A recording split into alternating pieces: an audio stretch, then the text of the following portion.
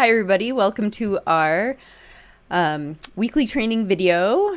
This week we are talking about safety for fearful dogs, and particularly safety measures that can keep your dog from escaping from the house or yard, which can really put you in a bad position, especially if you have a fearful dog. They get loose, they panic, bolt, hide. It can be really hard to find them. And, there's a risk they could get, hit by a car or something. So we definitely want to avoid this. As I record this video, we are heading into the winter and fall holiday season. You may be traveling with your dog or having people stay over at the house. And a lot of times this is when escapes happen. You're either in an unfamiliar area, an unfamiliar house or yard. Your dog is more scared than usual. And also you're not quite as aware of all the ways things can go wrong, and they end up getting loose in an unfamiliar area, which is bad. Or you've got people over who maybe don't have dogs, aren't used to thinking about keeping doors and gates closed and those kinds of things.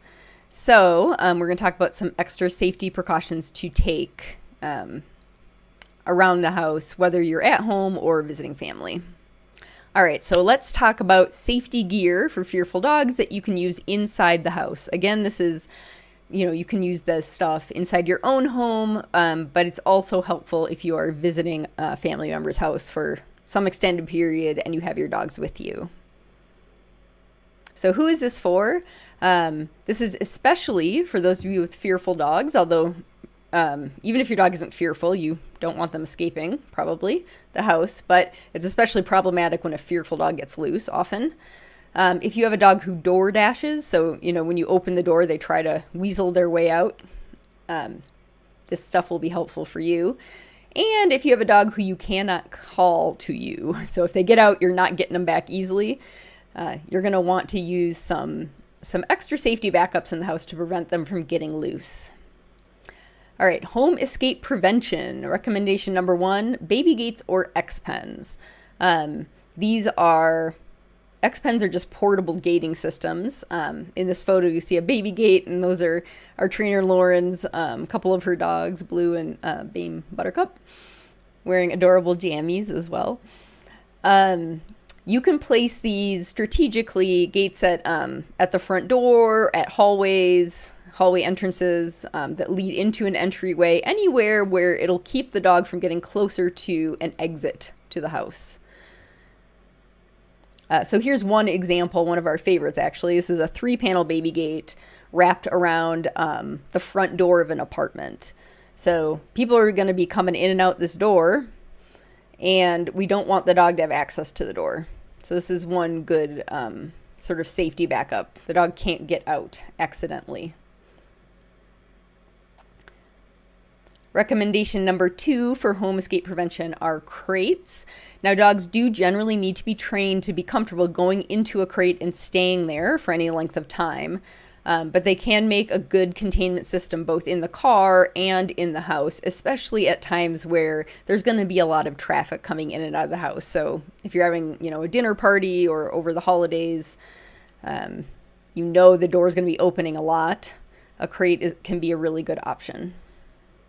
Home escape prevention recommendation number 3 are locks, especially on gates. You can do this with doors too, but most of the time with a door, a lock is really easy to undo and people do it quickly without thinking.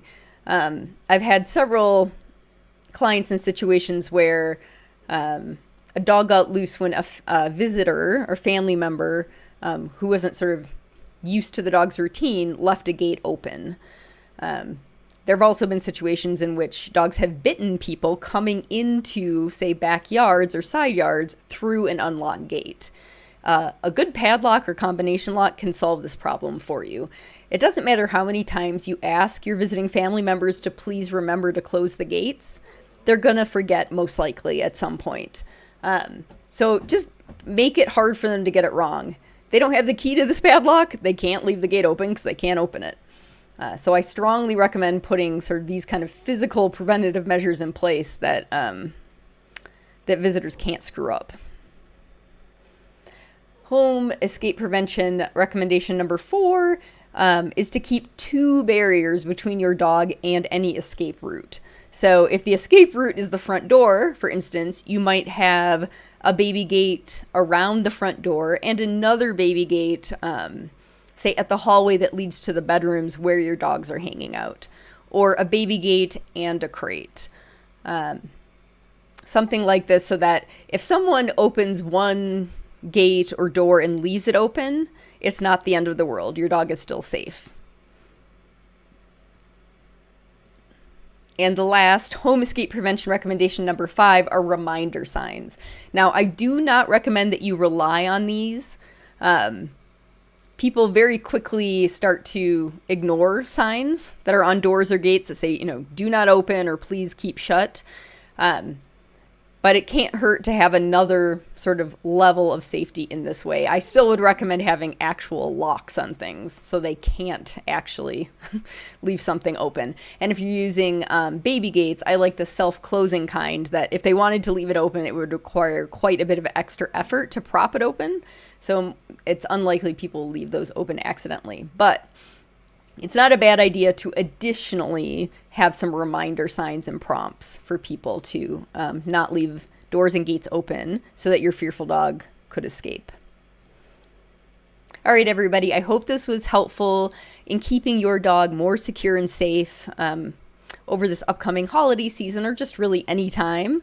When you have a new dog in the house, or you have new people in the house that aren't used to all of the rules, or if you're visiting someone else's house. These are all things that can help you keep your dog safe indoors instead of out running loose and at risk. If you want our free tips delivered to your email inbox each week, go to this link at the bottom, dogkindtraining.com/newsletter. Just put in your email there and you'll get that weekly email reminding you to check out our tips and tricks that we send out